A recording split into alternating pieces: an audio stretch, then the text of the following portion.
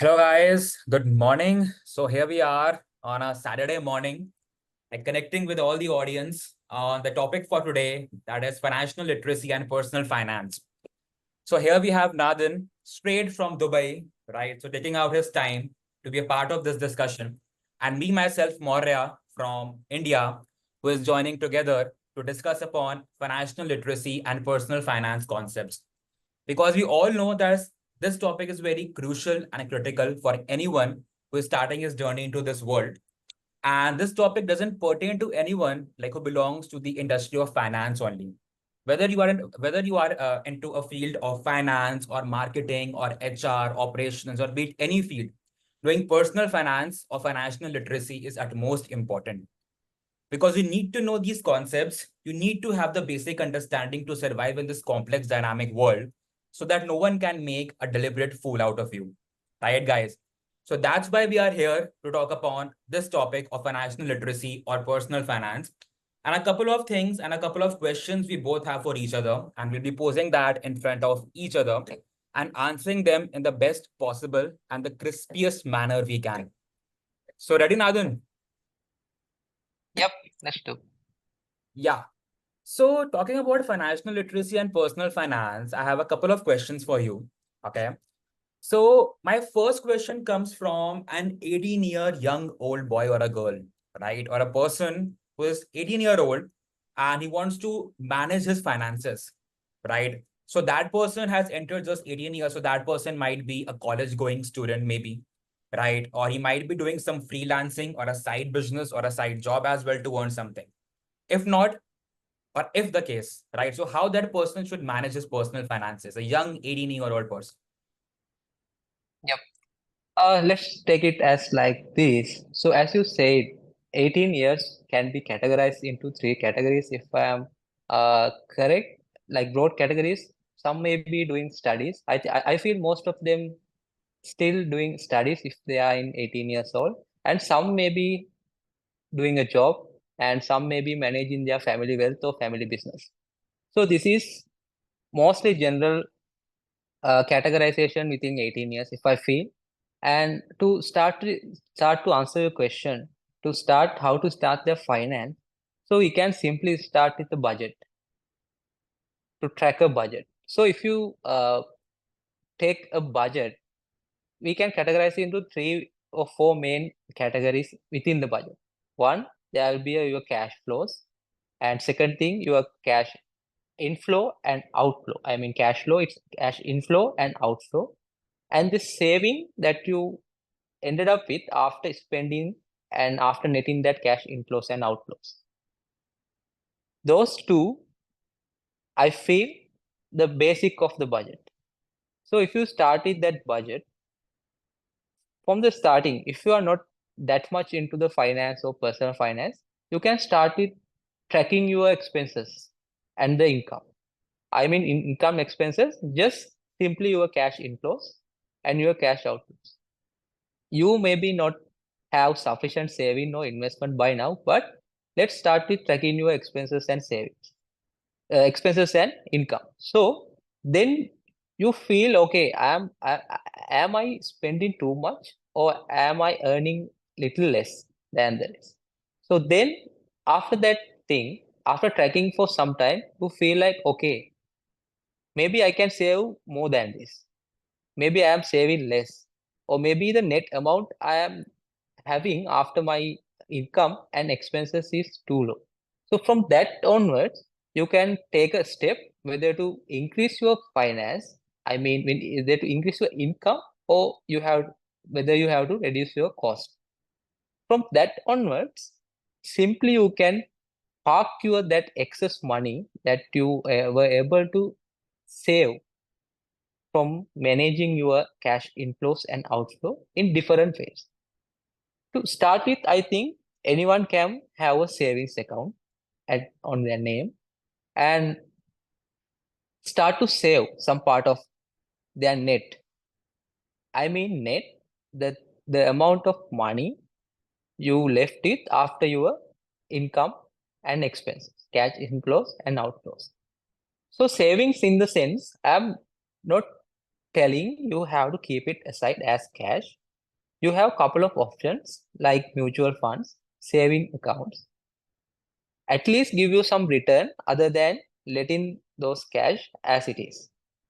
So I think for a 18-year-old guy or girl, whoever, during his lifetime, to start with, first thing, can start with a budget and can start with little bit of saving. I mean, saving is it is okay to be liquid, but it is not to be in cash anyways. You can search for different aspects like mutual funds, FDs, likewise. The third thing is, let's try to understand about the credit from the beginning. The debt or the credit is not bad thing for life if you have better understanding for that.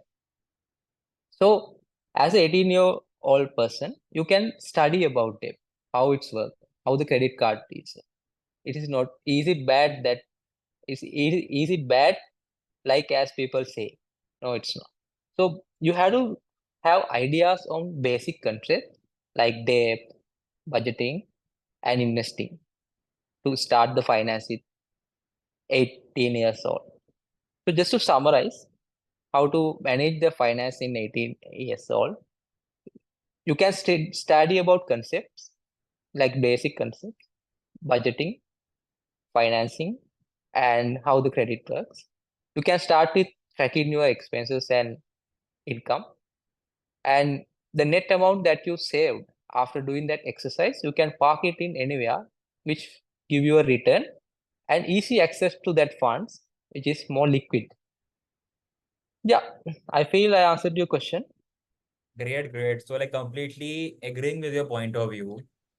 So audience, creating a budget is very important. So all those 18-year guys, right, like who want to just think about spending, spending and spending, right? Like maybe their parents' money or maybe the income that they're earning out of their side business or a side job, start to save and create a budget.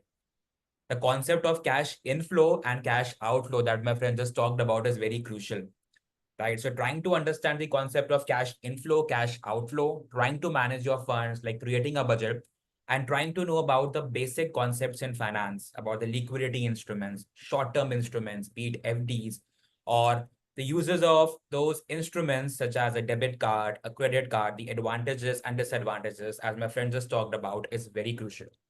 Thank you for the answer, Nathan. Yep. So, yeah, I have some question for you also. Let me Right. start with my first question.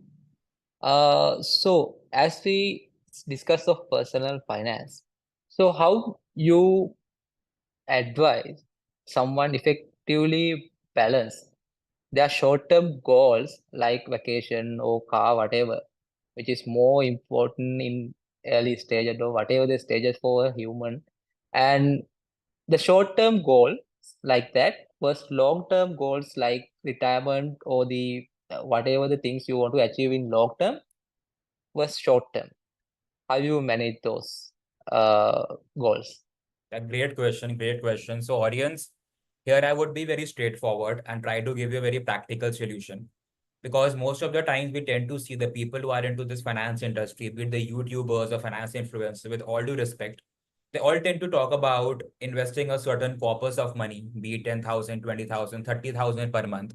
And they talk about a certain compounded CAGR upon that particular amount, be it 12%, 13%. And then they tend to say you that you will be accumulating this much amount of wealth in crores and crores after 30 years or 20 years or 10 years, like depending upon the amount that you are investing into that particular fund, right? But one thing also we need to understand here is people have different incomes. Not everyone would be earning a 5 lakh per month or a 2 lakh per month or a 1 lakh per month. Someone might be earning 50,000 per month. Someone might be earning 30,000 per month. Someone might be earning 5 lakhs per month. So depending upon his earnings, he might be able to invest a certain amount of money into a mutual fund or try to create a portfolio. So we can't just force an SIP calculator upon that particular person that invest 10,000 rupees at a 12% return for 30 years, and that will give you around 3.5 crores, right? After 30 years. He might not be able to invest that 10,000 rupees every month. his appetite might be just to invest 5,000 rupees or 4,000 rupees, right? So that calculation might differ from person to person. So just plainly saying those numbers, it's not right. So what do I believe is the first step a person must start with, if possible, at least 10% of his monthly salary into a safe fund, right? He can start with an index fund. An index fund is something which tracks an index, be it like Nifty 50 or Sensex in India, be it the S&P in US or the MSCI.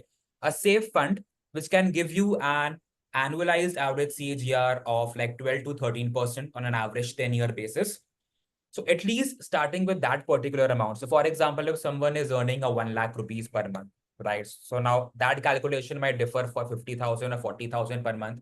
So at least 10% of that, so that is 10,000 rupees. If a person can invest, and that would be for the purpose of retirement, right? Because this taking into consideration that index aspect, that safety aspect, and getting that corpus of maybe like 2 crores, 3 crores on a 12% return basis, non-inflation adjusted. If we are adjusting inflation, again, that amount might go down by some 1 crore odd. But again, that is the basic thing which we can start for long-term purposes, like for the purpose of retirement. A safe index fund that can also give you good growth, right? So that is something. But if we talk about short-term goals, be it buying a car or like going out for vacation. So for that purpose, what happens? Again, that depends from person to person and salary to salary and income to income. Now, here I'm not saying that stop going out for vacations or like stop thinking about to planning a car or something, right? So what we can do, certain amount apart from 10%. So if on a 1 lakh basis, I'm keeping my 10,000 rupees in a retirement fund through an index fund or basic kinds of retirement schemes offered by multiple banks, certain 2,000 rupees or 3,000 rupees extra can be put into some a growth advantage fund, right? Or an aggressive fund or a theme fund or an opportunistic fund that can give you a certain amount of return on a short-term basis between 7 to 10 years or a medium-term basis between 7 to 10 years, which can help you fulfill those goals, right? Nowadays, we also have some income generating funds that tend to give you income through dividends and interest payments. Though I'm not allowed to name such funds because I'm working into such kinds of corporates, but certain kind of companies offer these funds which give you a fixed rate of interest, or they tend to give you a dividend payment, a kind of an income builder fund, right? Which can also give you some regular payouts at certain intervals, which can help you to fund your vacations or short-term goals like buying a car. But one goal that you guys should always keep in mind at the back of your head is upskilling. Focus upon upskilling, focus upon increasing your knowledge into various diverse fields, because the focus and curiosity should be to learn more, to understand more things, so that at the end, the various earning sources, be it through salary, through business, to multiple income sources, were able to increase that. Your end goal or your multiple, I would say your immediate goal should be to increase your amount that you are getting on an annual basis or a per month basis. Because if that amount increases, like you'll be able to invest more into markets, into your short-term goals, into your long-term goals, and try create a great corpus. So upskilling will help you earn more, will help you get more opportunities. And once you get that stuff, all the purpose of retirement and all the purpose of short-term goals can be fulfilled. So upskill yourself and be positive. I hope Great, that great, answers the great. question. Yeah, great answer. Great answer, Madhu. Thank you. Thank you. Um, so one question for you, like since you asked me about the retirement planning, right? About the long-term goals. So just linking a question to that aspect to you as well, right? So what is the importance of retirement planning, right, in this present generation? And further adding to that, like what's the importance of estate planning? Okay. I'll take it in two parts. First, retirement and estate planning for the better understanding. So I think including ourselves, the person who is working so hard during most of his lifetime by like starting from some age to some extent, working so hard, and there may be a point where you need to stop these activities, which we can name as retirement. So let's assume how like what are the things with come with retirement. So one thing you will have good amount of skill sets and the experience regarding the field that you work in. And other thing, you will have some amount which you saved or invested during that period. And of course, you have more time to invest for yourself. I think those are the basic components in early retirement or retirement stage we can capitalize. The problem is most of the people in the world are just running their race during his work life and not thinking about retirement. They only start to thinking the retirement when the retirement is arrived. That's the main problem that I see. The thing is, you should be understanding and you should be planned to retire from the start of your career, which will help you to achieve the goals you wanted in the retirement state. Like example, go on vacation with your families and family members.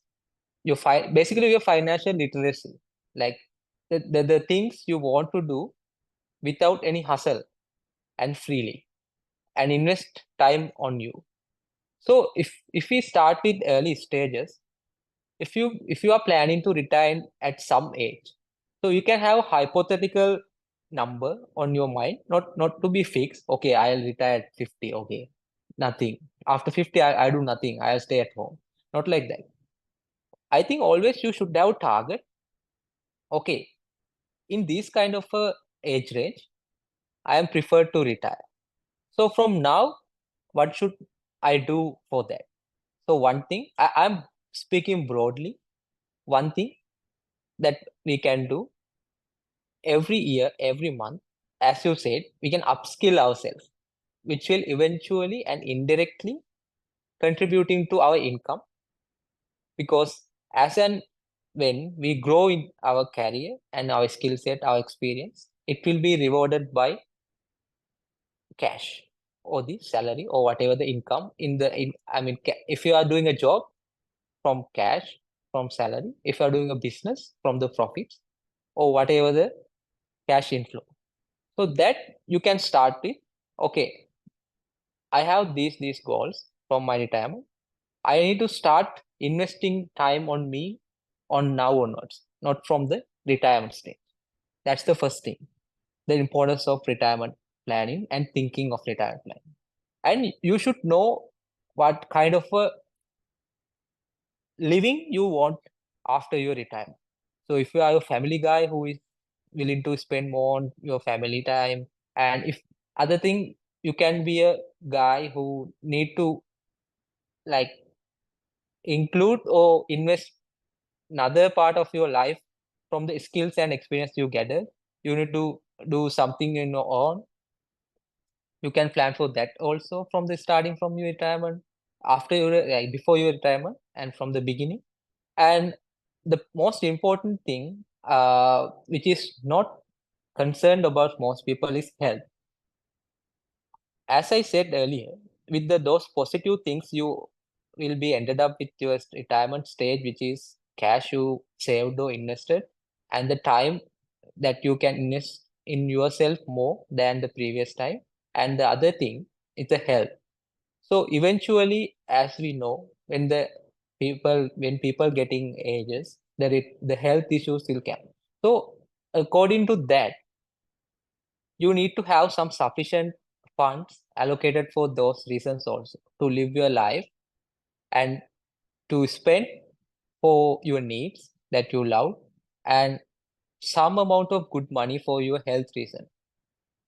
So those three we can plan ahead. As you said, we can have different funds or investments or savings which are theme basis. Okay, I am saving this much of money from the beginning for my retirement health.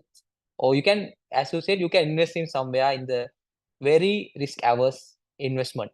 Like you can have a mutual fund, money market fund, which have more liquidity and more like favorable returns for the retirement space health fund. Likewise, for the vacation, like you said, for long term vacation, I mean not short term, long term vacation with family or whatever, you can have a growth fund, like you said, for very long term, which can take more risk during the start of your career, and you can put it that way. And other thing is for day-to-day activities, you can have the same set of structure that you have from the starting, like saving accounts, FDs, the shares that you invest. Likewise. So I feel, as a summary, people won't take much seriously retirement planning at the stage of their starting career, which is should and which is must. And after that, retirement approach, you can live the life you want. So that answer, I think, your question on retirement. I'll quickly wrap up the estate planning also. I think when it comes to estate planning, it's the process of transferring your wealth to another generation. The hard-earned wealth you built during your career, and which is from transferred to you from previous generation. So wealth we can categorize, like the estate and the wealth transition, we can, I think, categorize into basic three phases, which is building stage and maintaining and destroy. So it will go as a cycle. You may be in like any of these stage. Maybe you are in building stage. Maybe you are in managing stage. Maybe you are in destroying stage also. So how this state planning help during those seasons or during those cycle? If you have good amount of understanding how the state planning works, first thing, it will earn you good tax benefits on state planning and will transfer in the wealth to one generation to another.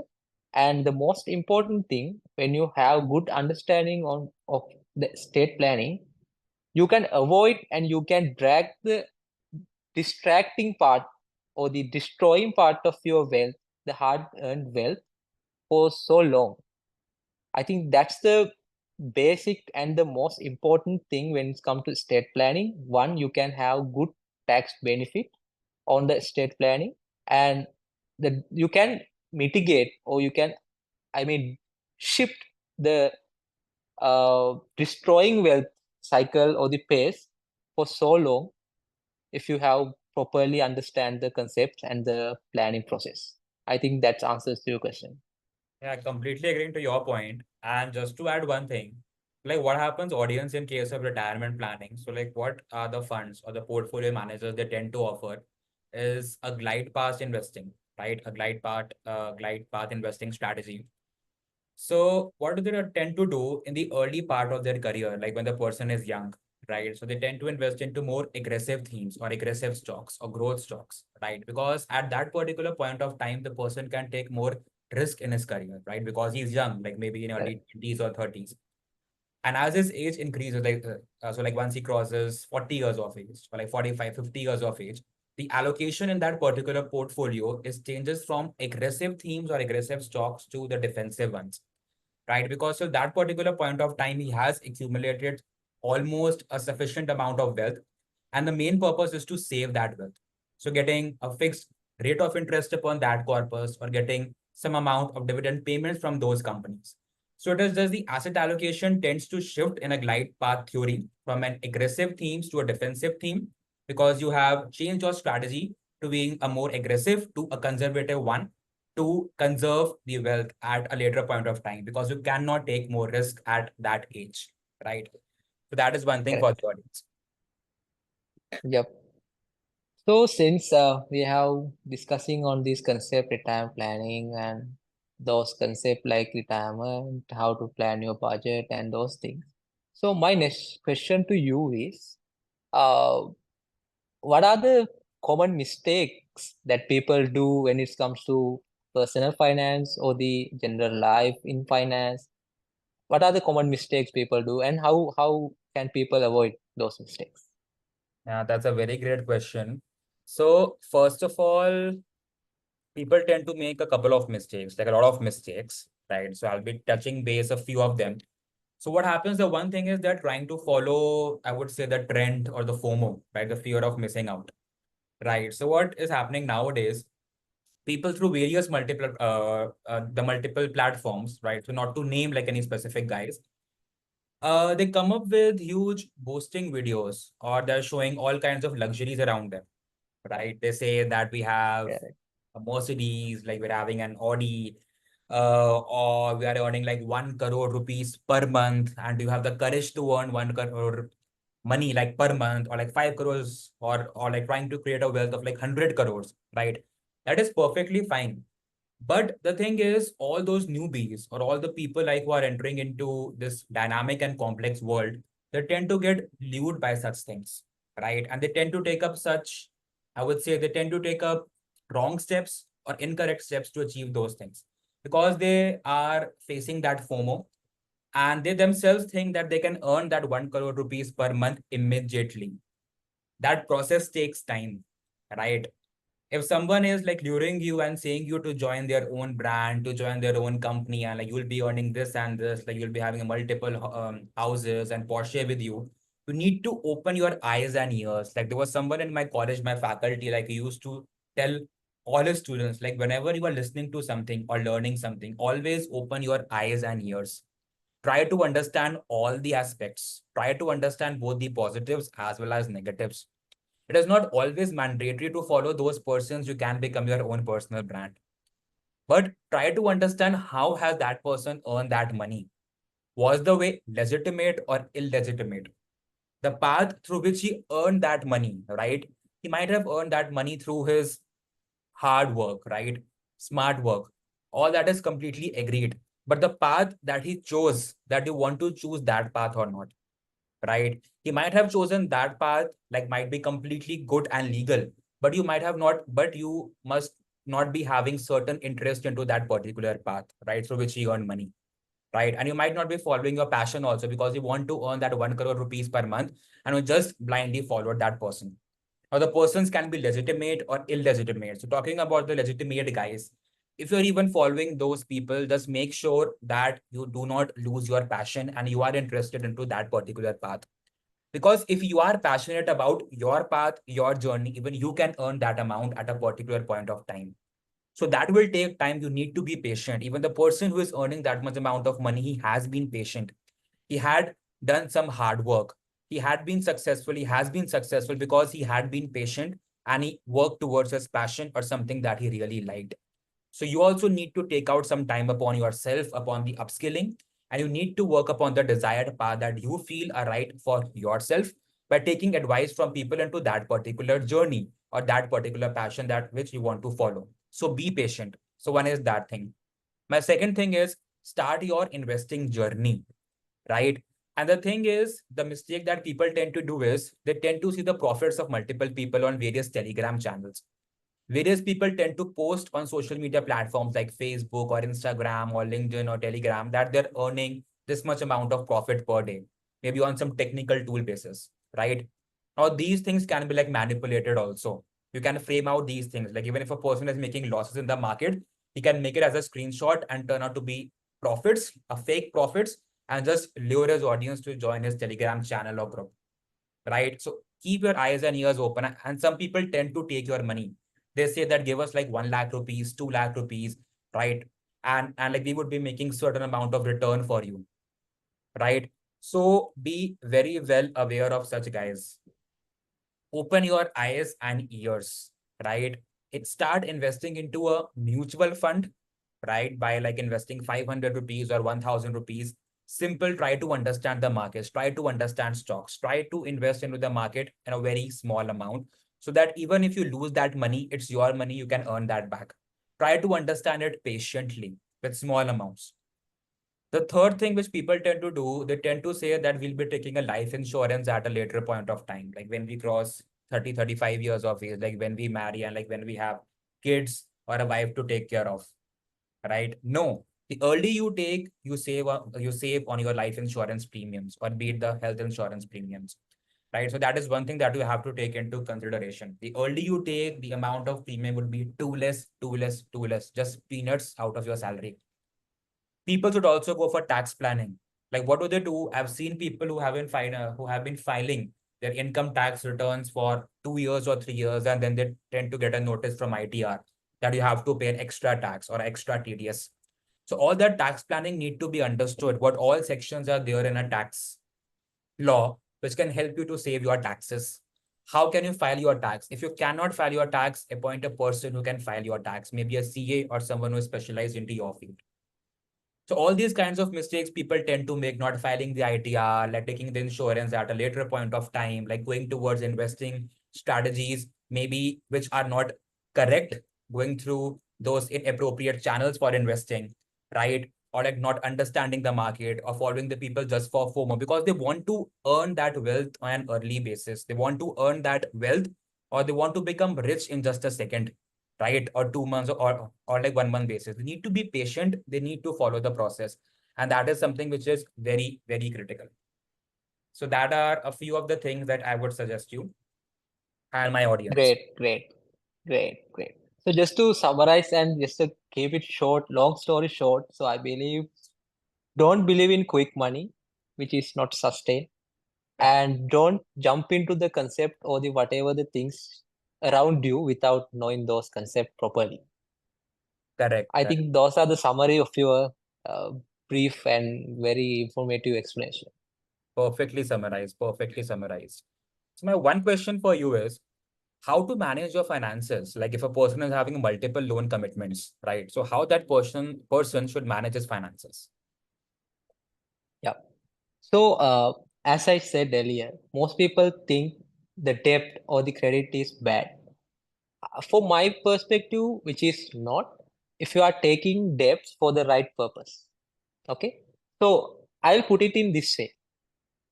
For me, I have a concept like for myself, you should not take debt or the credit for consumption purpose unless you are in a bad trouble. I am repeat, you should not take debt for consumption purpose unless you are in a bad situation. And again, it comes in that if you are taking debt for investment or whatever the savings, you should do a proper analysis up to the standard that you have to earn more than your cost of debt. Otherwise, it's losing your value. Okay. That's two main points that I want to highlight in the starting. And if I am going to answer your question like how to start, how to like serve loan commitments while keeping the finance and your wealth in a particular manner. So maybe you can start with saving highest interest portion first as a first thing as and when you got a cash flow or it can be salary or profit or whatever, just to start it reducing or the paying down your highest interest first and slowly going back to other interest as well. If you are not able to pay your capital, make sure to start or at least fully paid your interest for the loans that you are took for whatever reason. Also, we can implement snowball method, which is you can start to pay down your loans or pay down your loans in the capital plus the interest from starting from your smallest step. As and when you got a cash flow, you can start to pay your smallest debt first. So that's one way you can achieve your multiple loan commitments with sufficient income. And other thing I want to highlight, don't take debt or the credit with the assumption with your assumption on future cash flows. Okay, like as example, okay, my salary will be increased from next month onward. Okay, now I can take a loan from two times of that. Okay, then I can serve the interest. Don't take debt for consumption or whatever the reason by assuming future cash flows, which is uncertain. I think those are the points majority of people get stuck in debt, which can't unpay, which left unpaid and affecting their credit scores without having proper idea how the debts work and how your cash flow will be vary to pay your debt is the most crucial part you need to solve from the beginning. And if you have multiple loans, or multiple commitment, please make sure to note down wherever, like it can be Excel sheet, it can be a paper. Please make sure to note it down. What are the commitments you have to make in each and every month, and what are the due dates for those loan repayments? The most important other thing people will trap on debt is they don't know as and when it's matured and where when to pay their interest. So then they go overdue and they charge with penalty. I think those are the ways that the debt can be a ultimate trap for a person. So if you can manage your debt, to summarize, before debt, ask the question, okay, do I need this? Really need this? I am taking this debt for which purpose? Am I taking this for investment, or am I taking this for consumption? Again, if you are taking consumption, ask, do I have any other ways to consume or consume this thing without taking debt? If yes, great. If not, you can go for debt. Please make sure to note it down or track it properly. Then you won't be in a debt trap in future. And if you are going to take debt for investing, please make sure invest in a vehicle that earn you more than what you cost on the debt. And other thing, please make sure to track your debt and commitments properly and make alerts or whatever for the commitment that you want to make in the future. Then you won't be in a trouble with the debt. I think that answers your question. Yeah, so that perfectly answers my questions. And audience, as my friend also said, debt is not good for consumption purposes. And like even if you're going for investment purposes, like you should be sure that you are earning the return on capital more than the cost of debt. Right. So that should be your major thing. And managing your debt liabilities to pay off the EMIs on time is very crucial, right? So that your penalty is not charged upon that particular amount and your credit score is also not hampered or impacted, right? So all these strategies to pay off the debt that is just suggested, the audience can follow up in their personal life and just make sure that you are taking debt for investment purposes and not always for consumption purposes. So that is something I highlight.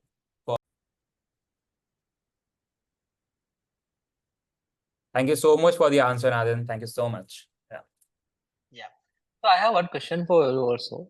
Since we talk about a lot of concepts, and to put it all together, how important is diversification in your portfolios, in investment portfolios, and some strategies that a person can take to diversify their investment portfolios? Great question. So diversification is very critical. It's very important. And when we're talking about diversification to create a portfolio, it's investing into the different asset classes and within the different securities, like into that particular asset classes. So I really like when we talk about diversification, we talk about a multi-asset approach. So that's towards investing into three asset classes, be it equity, fixed income, and alternatives. And now the question comes, how much to invest into equities and why? How much to invest into fixed income and why? And how much to invest into alternatives? And within that, how much to invest into which particular sectors? Because diversification is not on the basis of the asset classes, it's also on the basis of the particular sectors, right? So for example, if I'm choosing equity per se, right? So equity, a portfolio having the maximum exposure towards equity, like maybe more than 50% or 60%. So that belongs towards an aggressive investor.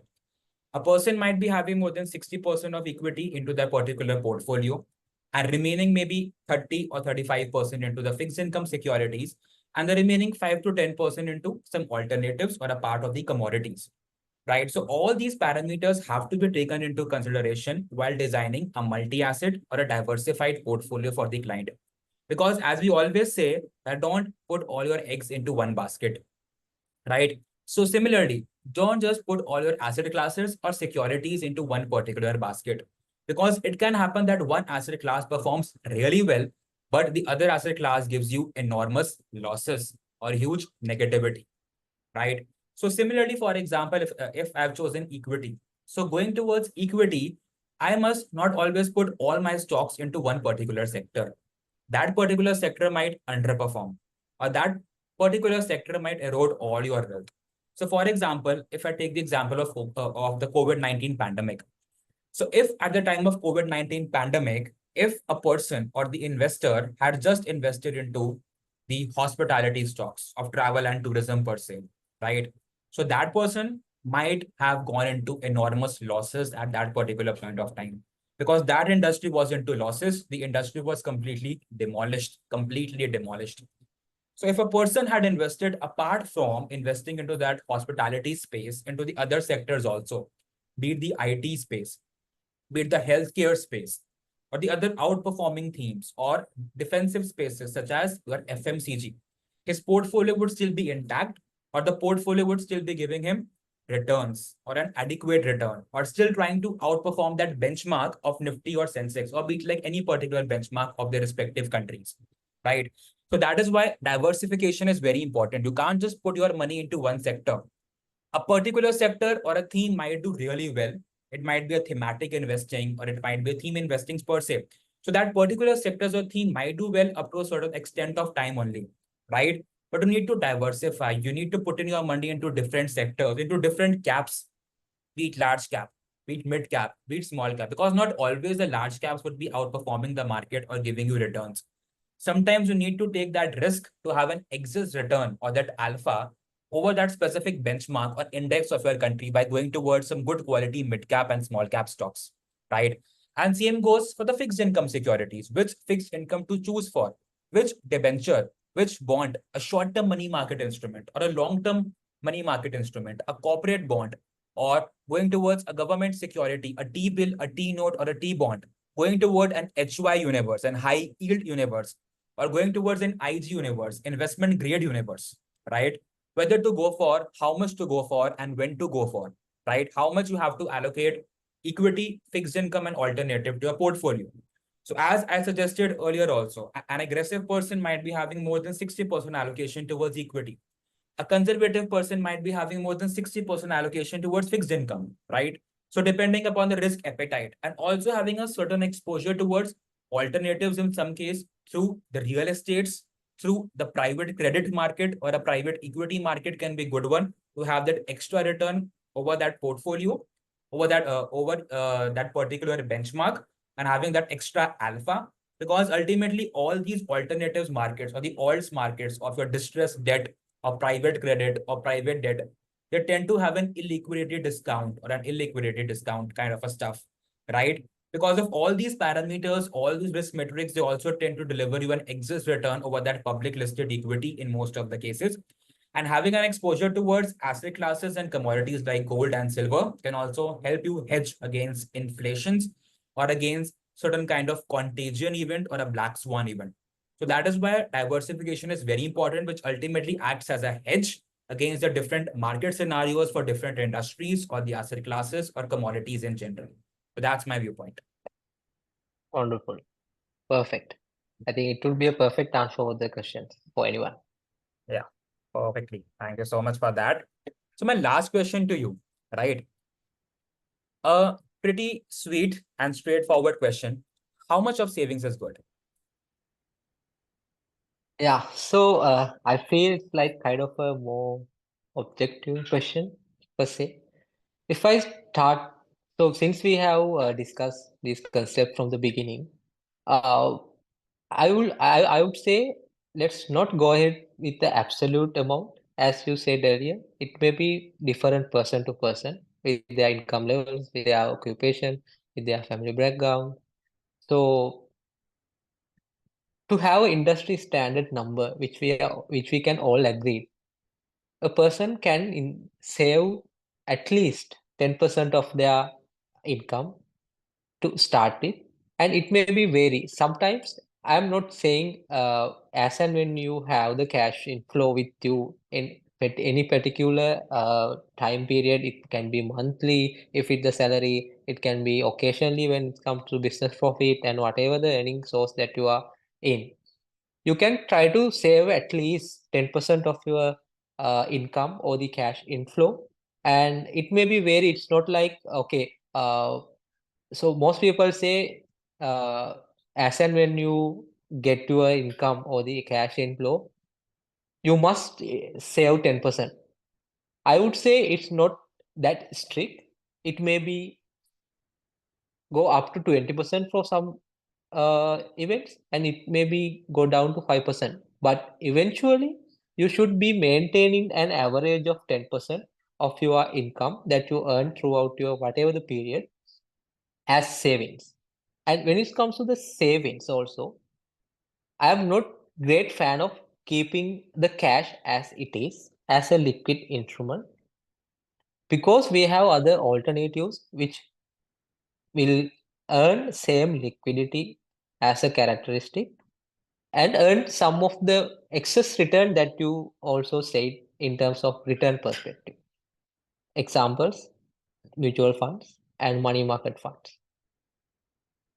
So I think that's answer your like pretty straightforward question.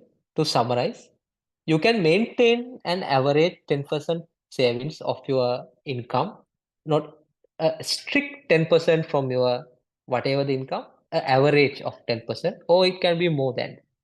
And don't just keep cash as it is. You need to keep some cash as it is also. I'm talking about in a greater sense because most people, when it comes to saving, the mind is set, okay, cash. It's in the box, it's in the bank or whatever. Okay, I have to keep as my savings as cash. It's not like that. There are so many alternatives you can go with the cash also as a saving.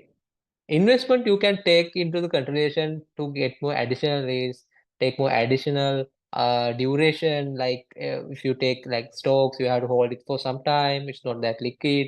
For when it comes to saving, you have couple of investment vehicle that can be used as alternative to the cash.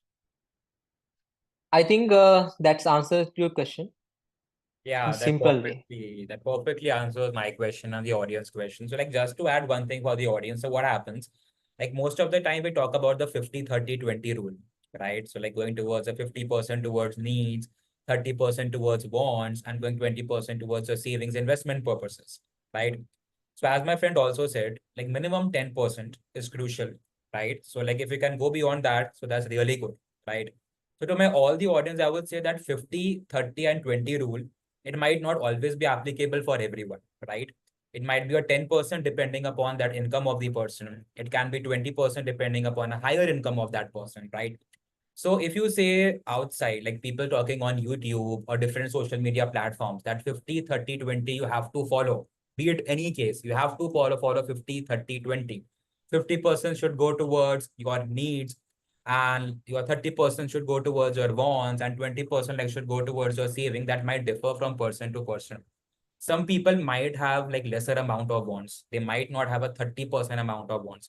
And that 30%, it might not be every month, right? That 30% of wants might not come every month. So all these things are good in theory practice, but as my friend also said, right, like we need to be more practical into this case, more straightforward into this case.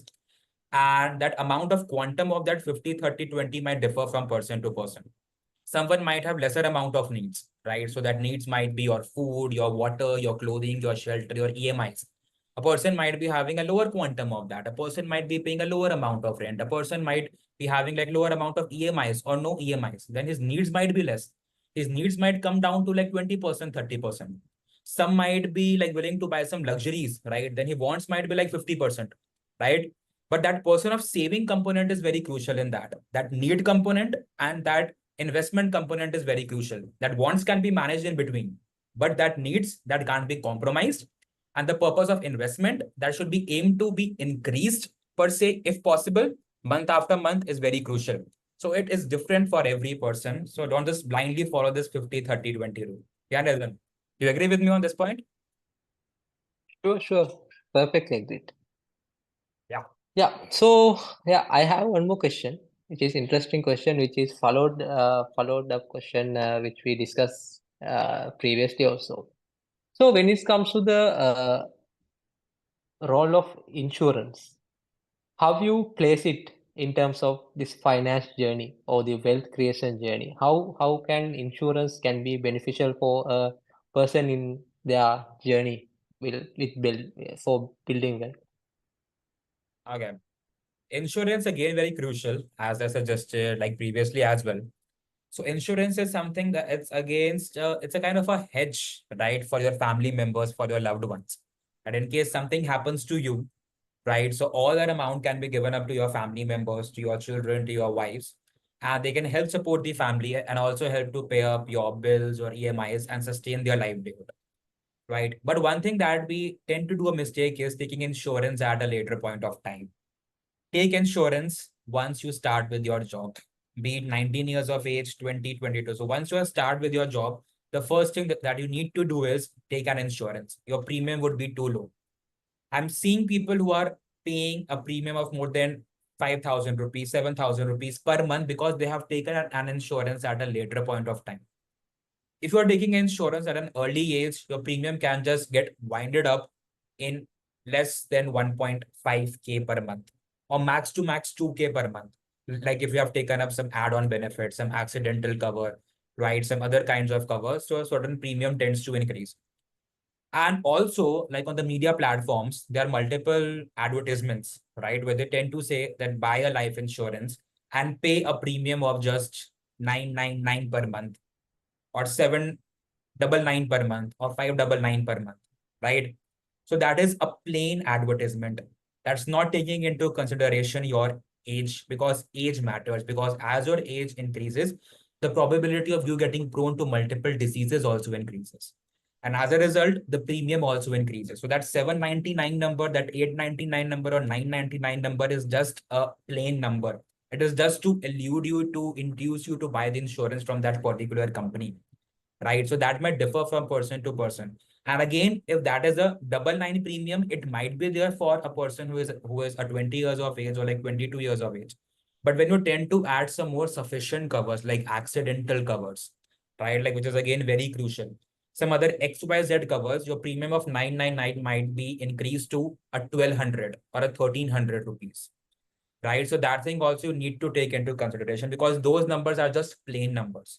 So take insurance as early as possible, and also a health insurance which covers your family members and you as early as possible, right? To avoid that higher premium in your case. So that is very critical. And if you're taking that life insurance, always go for a term insurance, like which I always suggest. You should always separate your investment and your insurance. Just don't combine it.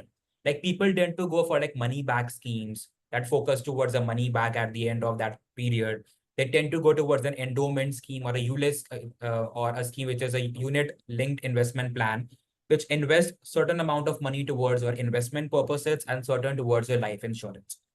Always keep it a plain vanilla instrument, a term insurance, because it might happen that a larger amount might be going towards your investment purposes and smaller amount towards a life insurance corpus. Some people are also greedy, right? So like greedy might not be the correct word, but I would say partially greedy. They want all their premiums back if nothing happens to them at a 60 years of age. Focus upon your health, like focus upon everything, right? Be positive. Keep your investment separate. Keep that investment corporate separate. If nothing is happening to you, that's really good for you and your family members and family. So that's the biggest gift that they are getting. They want you and not your money, right? In the most ideal state. Focus your investment, make it separate from your insurance. And that is the best advice which anyone can take, and keep your investment and insurance separate and go for a straight, plain term insurance. I understand the insurance companies, they won't be earning their commissions out of term insurance. That amount of commission would be very minute. And that is where they tend to suggest you, sir or ma'am, please take a money back. Please take endowment. Please take ULIP, right? All these are not scams. They are like very good products. But the thing is, your life insurance component might get compromised. So that is you need to take into consideration. So avoid the ULIPs, money backs, endowments, whole life insurance. Go for a plain, straightforward term insurance. I hope that answers your question. Perfect. Yes. Perfectly. Great. So, Mayur, I think with that question, I am left no like nothing to uh, give you in Completely. terms of Yeah. questions in my side, Same my side. I and guess. Yeah. hope I answered your questions in a good way also. And I will try to keep it more very simple that can be understandable for everyone, for our audience, whatever the background that person is from. Perfectly.